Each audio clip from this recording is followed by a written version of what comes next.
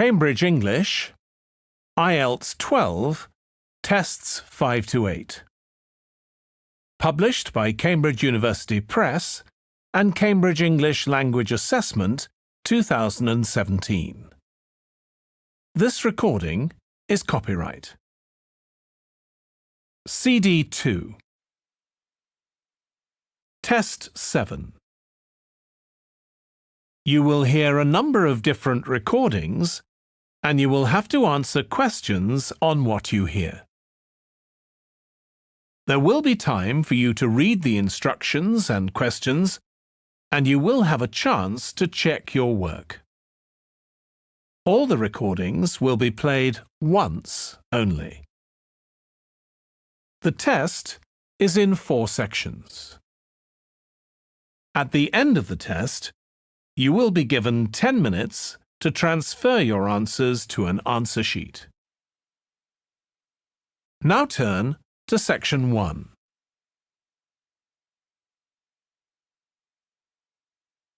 Section 1. You will hear a man telephoning a friend to find out about their local public library.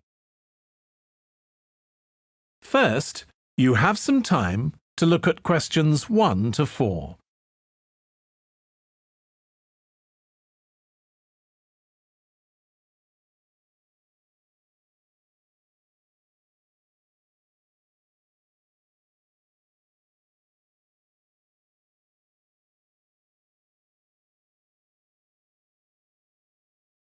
You will see that there is an example that has been done for you.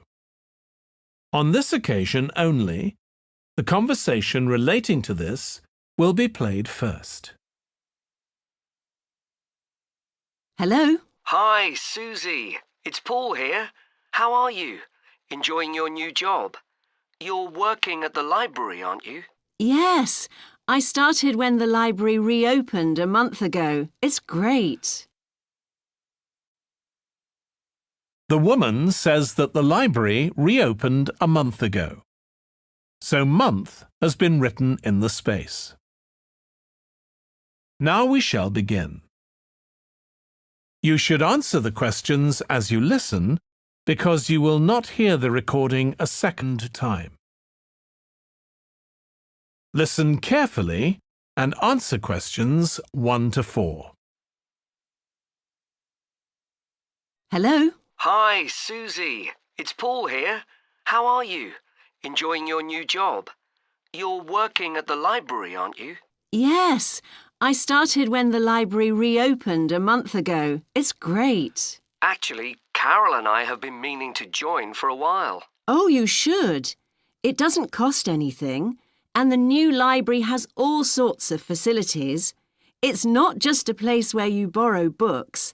For instance, there's an area with comfortable seats where you can sit and read the magazines they have there.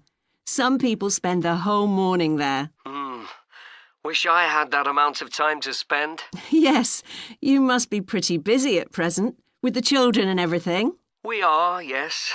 But we're hoping to get away this summer. We're thinking of going to Greece. Well, we've got a much larger section of the library devoted to travel books now, so you should come and have a look. I can't remember if there's anything specifically on Greece, but I should think so. OK. Now, Carol's organising a project for the history class she teaches at school. It's about life in the town 100 years ago. Do you have anything that might be useful? Yes. Actually, we've now got a new section with materials on the history of the town and surrounding region. Right. I'll tell her. You can't always find that sort of thing on the internet. Now, in the old library, there used to be a separate room with reference books. It was a really nice, quiet room. Yes, we've put those books in the main part of the library now, but we do have a room called the community room. It can be hired out for meetings, but at other times, people can use it to study. I might use that. It's hard to find anywhere quiet at home sometimes. I can't remember how old your son and daughter are. We've introduced a special section of fiction written specially for teenagers. but they might be a bit young for that. Yes, they would be. Before you hear the rest of the conversation, you have some time to look at questions 5 to 10.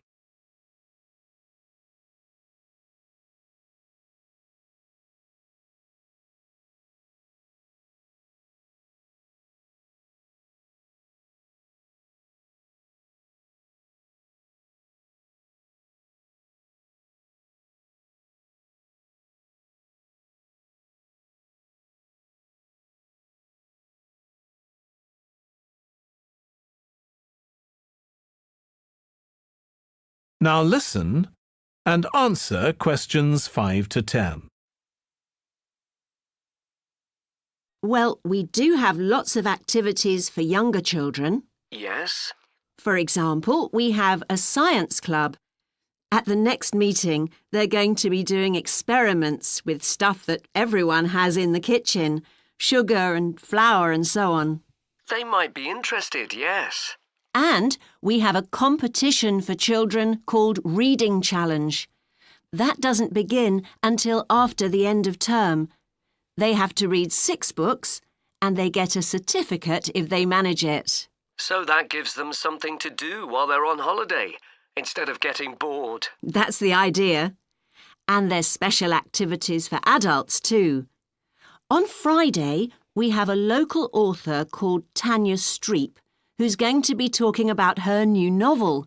It's called Catch the Mouse, and she based the story on a crime that actually took place here years ago. Right. We're not free on Friday, but I'll look out for the book. Now, this probably isn't for you, but we do have IT support available for members. We get quite a few older people coming along who are wanting to get up to speed with computer technology. It's on Tuesday mornings. They don't need to make an appointment or anything. They just turn up. Well, my mother might be interested. I'll let her know. OK. And there's another service which you wouldn't expect from a library, which is a free medical checkup. The hospital arranges for someone to come along and measure the level of sugar in your blood, and they check cholesterol levels at the same time. Really? Yes, but that's only for the over 60s, so you wouldn't qualify. OK. Well, I'll tell my mother. She might be interested. What other information? Well, we do have a little shop with things like wall charts and greetings cards, and also stamps, so you can post the cards straight away, which is really useful. Yeah. Well, I'll bring the children round at the weekend and we'll join. Oh, one more thing. I'll be bringing the car. Is there parking available? Yes, and it's free in the evening and at weekends. Perfect. Well, thanks, Susie. See you soon. That is the end of section 1. You now have half a minute to check your answers.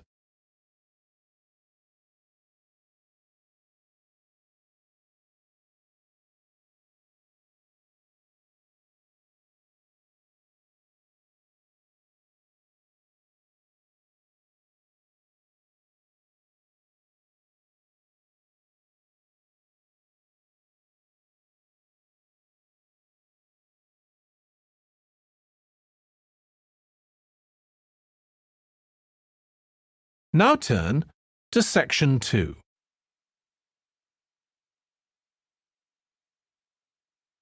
Section 2.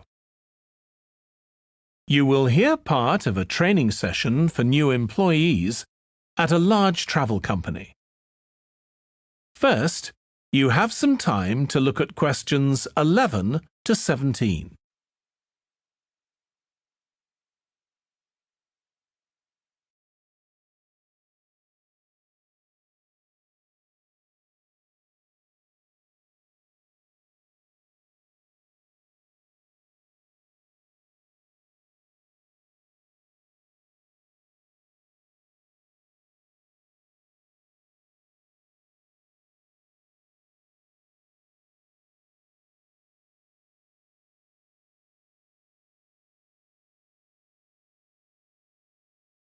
Now listen carefully and answer questions 11 to 17.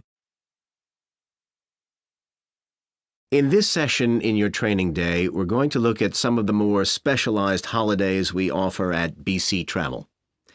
Now, the travel business is very competitive, and it's important to be aware of how the market's changing and developing. In terms of age groups, the over 65s are an important market, and one that's increasing steadily year on year. The fewest holidays are taken by the 31 to 42-year-olds, and that figure shows no sign of rising. The biggest market at present is still the youngest group, the 16 to 30s, but this group's also seen the biggest drop over the last few years, whereas there's a noticeable growth in the number of holidays taken by the 55 to 64-year-olds. As far as the 43 to 54-year-olds are concerned, bookings there are steady, but I have to say we haven't seen the increase we expected. One trend we're noticing with nearly all age groups is the growing popularity of holidays in which clients do some kind of specialized activity. I'm not talking here about adventure holidays where clients take part in high-risk activities like whitewater rafting just for the thrill of it. Activity holidays usually involve rather less high-risk sports or things like art and music. They're not necessarily cheaper than ordinary holidays, often the opposite in fact, but they do often take place outside the main tourist centers, which gives an opportunity for clients to find out more about the local people and customs. And many say this is one of the most positive features of these holidays. Of course, they offer the chance to develop a new skill or talent, but clients often say that more than this, it's the chance to create lasting relationships with other like-minded people. That's the main draw. Let me give you some examples of BC travel activity holidays. Our painting holidays take place in 4 different centers in France and Italy, and they're very popular with clients of all abilities from beginners onwards. We've got an excellent team of artists to lead the classes. Some of them have been with us from the start, and 5 additional ones will be joining us this year so that we can offer a greater number of classes in each center. As far as cooking holidays are concerned, I know a lot of agents offer holidays where clients cook recipes related to one particular country, usually the one they're staying in, but we focus on dishes from a great many different ones. Apart from that, you'll find the usual emphasis on good quality organic ingredients. That's more or less a given nowadays, and there are generally some meat-free recipes included. Our photography holidays take place in a wide range of countries from Iceland to Vietnam, and clients have the opportunity to see some stunning scenery. Groups are small, no more than 8, so clients can have one-on-one tuition during the holiday, and excursions are arranged with fully trained guides. At the end of each holiday, an exhibition is held of the photographs taken, so that clients can see one another's work and receive valuable feedback from the tutor. Before you hear the rest of the training session, you have some time to look at questions 18 to 20.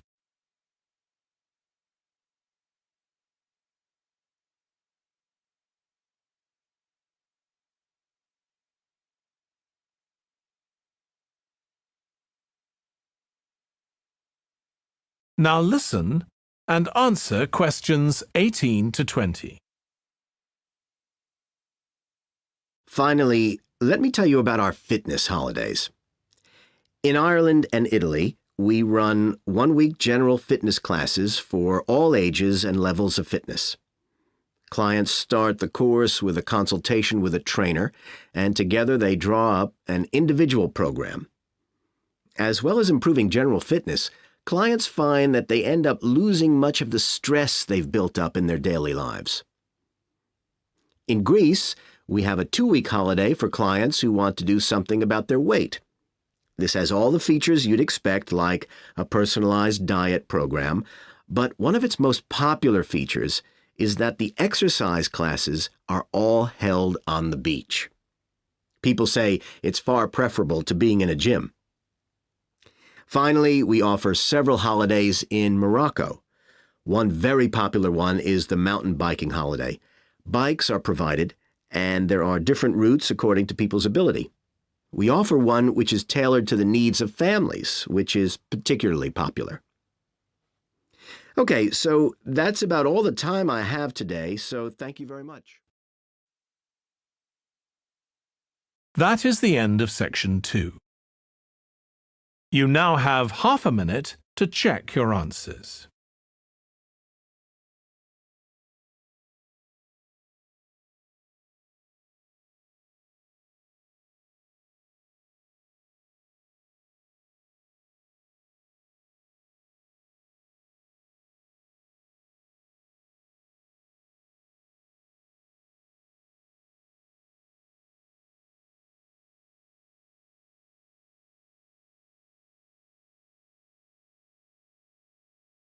Now turn to section 3.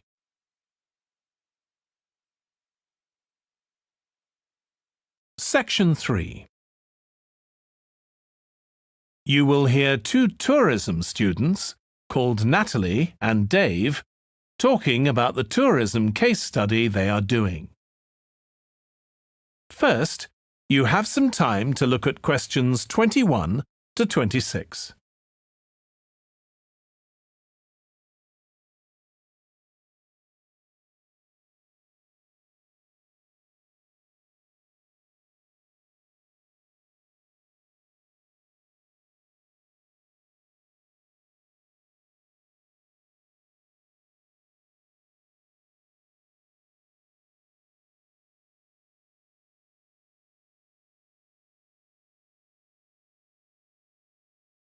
Now listen carefully and answer questions 21 to 26.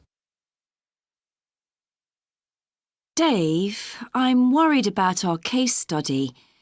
I've done a bit of reading, but I'm not sure what's involved in actually writing a case study. I missed the lecture where Dr. Baker talked us through it. OK, well, it's quite straightforward. We've got our focus.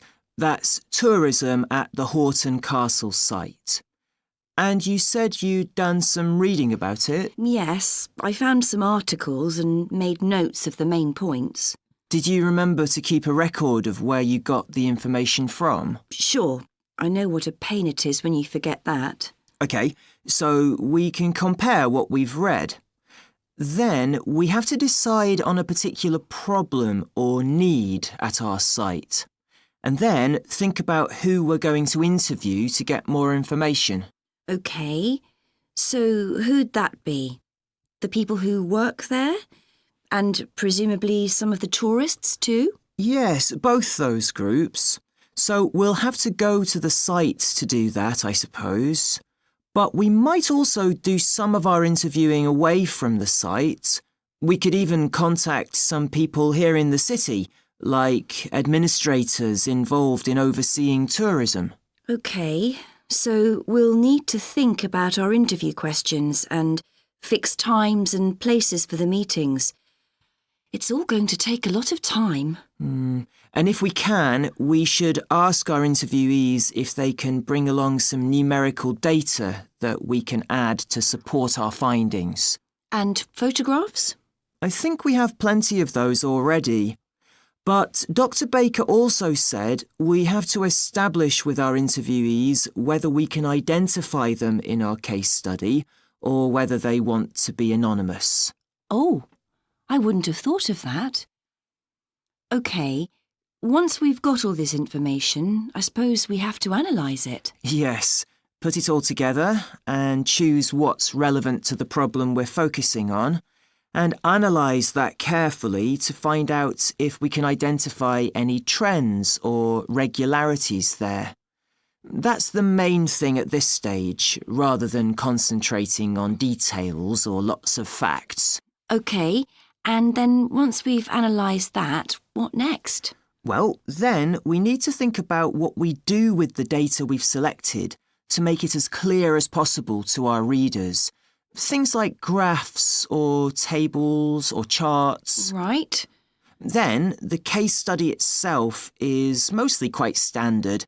We begin by presenting the problem and giving some background, then go through the main sections. But the thing that surprised me is that in a normal report, we'd end with some suggestions to deal with the problem or need we identified. But in a case study, we end up with a question or a series of questions to our readers, and they decide what ought to be done. Oh, I hadn't realised that. Before you hear the rest of the discussion, you have some time to look at questions 27 to 30.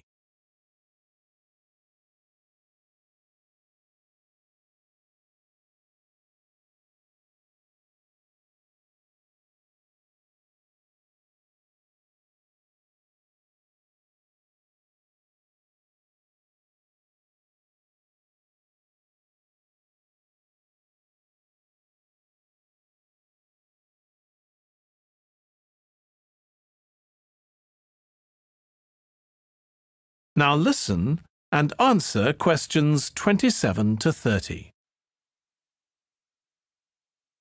So, basically, the problem we're addressing in our case study of the Horton Castle site is why so few tourists are visiting it. And we'll find out more from our interviews, but I did find one report on the internet that suggested that one reason might be because, as far as transport goes, access is difficult. I read that too, but that report was actually written 10 years ago when the road there was really bad, but that's been improved now. And I think there's plenty of fascinating stuff there for a really good day out, but you'd never realise it from the castle website. Maybe that's the problem. Yes, it's really dry and boring. I read somewhere a suggestion that what the castle needs is a visitor centre. So we could have a look for some information about that on the internet. What would we need to know? Well, who'd use it for a start? It'd be good to know what categories the visitors fell into too, like school parties or retired people. But I think we'd have to talk to staff to get that information. OK, and as we're thinking of suggesting a visitor centre, we'd also have to look at potential problems. I mean, obviously it wouldn't be cheap to set up. No, but it could be a really good investment. And as it's on a historical site, it'd need to get special planning permission, I expect. That might be hard. Right, especially as the only possible place for it would be at the entrance, and that's right in front of the castle. But it could be a good thing for the town of Horton. At present, it's a bit of a ghost town. Once they've left school and got any skills or qualifications, the young people all get out as fast as they can to get jobs in the city, and the only people left are children and those who've retired. Right. Something else we could investigate would be the potential damage that tourists might cause to the castle site. I mean, their environmental impact. At present, the tourists can just wander around wherever they want. But if numbers increase, there might have to be some restrictions, like sticking to marked ways. And there'd need to be guides and wardens around to make sure these are enforced. Yes, we could look at that too. OK, well, we certainly managed... That is the end of section 3. You now have half a minute to check your answers.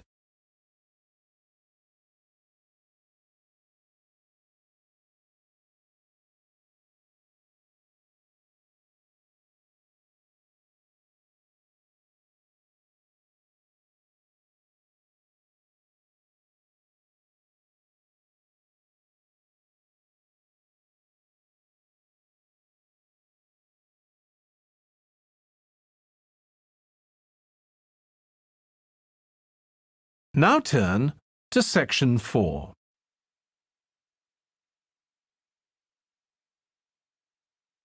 Section 4. You will hear a lecturer on an environmental studies course discussing how birds are affected by environmental change. First, you have some time to look at questions 31 to 40.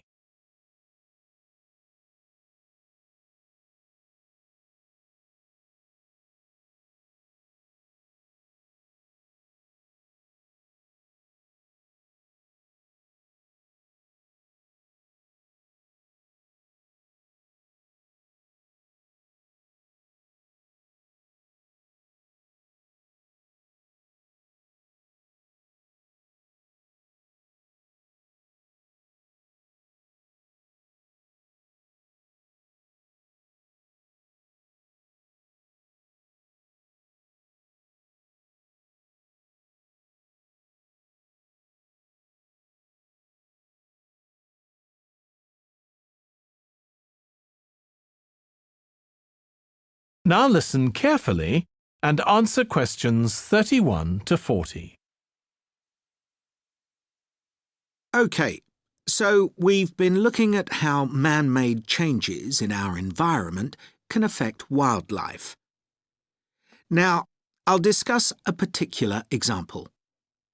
Let's take a look at mercury. Mercury's one of the 120 or so elements that make up all matter, and it has the symbol Hg. It's a shiny, silvery substance. You may have seen it in old-fashioned thermometers, but it's not used much for domestic purposes now because it's highly toxic. But the problem is that the amount of mercury in the environment's increasing. The main reason for this is the power plants used to produce electricity. The main source of energy that most of them use is still coal, and when it's burned, it releases mercury into the atmosphere. Some of this gets deposited into lakes and rivers, and if it's ingested by a fish, it's not excreted. It stays in the fish's body, and it enters the food chain. So, it's been known for some time that birds which eat fish may be affected. But what wasn't known until quite recently is that those that eat insects can also be affected. So, a woman called Claire Varian Ramos is doing some research on how this is affecting birds. And rather than looking at how many birds are actually killed by mercury poisoning, she's looking for more subtle sub-effects. And these may be to do with the behaviour of the birds, or with the effect of mercury on the way their brain works, so whether it leads to problems with memory, for example. And she's particularly focusing on the effects of mercury on bird song. Now, the process of song learning happens at a particular stage in the bird's development. And what you may not know is that a young bird seems to acquire this skill by listening to the songs produced by its father, rather than by any other bird. And Varian Ramos has already found in her research that if young male birds are exposed to mercury, if they eat food contaminated with mercury, then the songs they produce aren't as complex as those produced by other birds. So, quite low-level exposure to mercury is likely to have an impact on male birds in a natural situation because it can mean that they're less attractive to female birds, and so it can affect their chances of reproduction.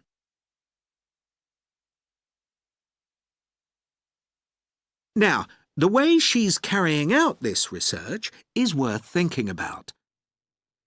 She's using a mixture of studies, using birds kept in laboratories and studies carried out outdoors in the wild. The lab-based studies have the advantage that you don't get all the variables you would in a natural setting.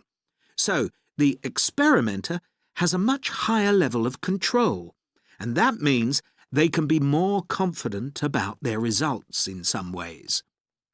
And of course, they don't have to worry about going out and finding the birds in order to observe them. So, what are the implications here for humans? Well, because many birds are migratory, they may be transporting mercury far from contaminated sites. For example, it's been found that ducks who'd been feeding at a contaminated site were later shot by hunters over 1,000 kilometres away, and presumably eaten. But these birds likely had mercury levels high enough to warrant concern for human consumption. In addition, going back to song learning by birds, we saw that this may be affected by mercury contamination. Well, we also know that in humans, mercury causes developmental delays in the acquisition of language, and in fact this process is very similar in the brain regions it involves, and even the genes that are involved. But mercury contamination has other important implications for humans as well. It's now known that an unborn child can be affected if the food eaten by its mother contains high levels of mercury, and these effects can be quite substantial. In the end, it comes down to whether more value is placed on human economic well-being or environmental well-being.